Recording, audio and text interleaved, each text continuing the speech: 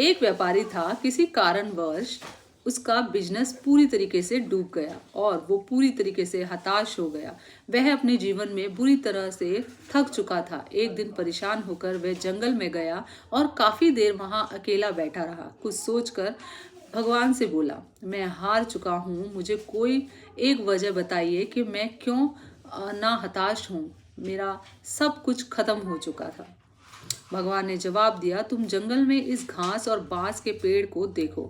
जब मैंने घास और इस बांस के बीज को लगाया, मैंने दोनों की देखभाल की, बराबर पानी दिया, बराबर प्रकाश दिया। घास बहुत जल्दी बड़ी होने लगी और इसे धरती को हरा भरा कर दिया। लेकिन बांस का बीज बड़ा नहीं हुआ।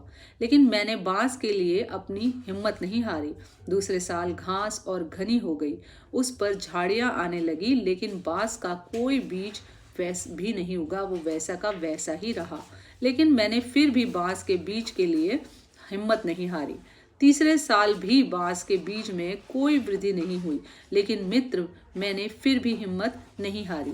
चौथे साल भी कुछ नहीं हुआ, लेकिन मैं लगा रहा। 5 साल बाद उस बांस के बीज से एक छोटा सा पौधा अंकुरित हुआ।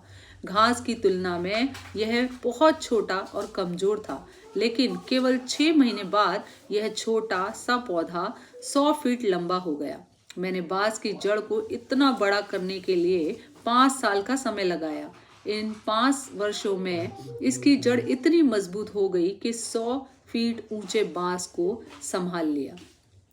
सीख यह है कि जब भी जीवन में संघर्ष करना पड़े तो समझिए कि आपकी जड़ें मजबूत हो रही हैं। संघर्ष आपको मजबूत बनाता है, जिससे कि आप आने वाले कल को सबसे बेहतरीन बना सकते हैं। किसी दूसरे की तुलना में मत रहिए।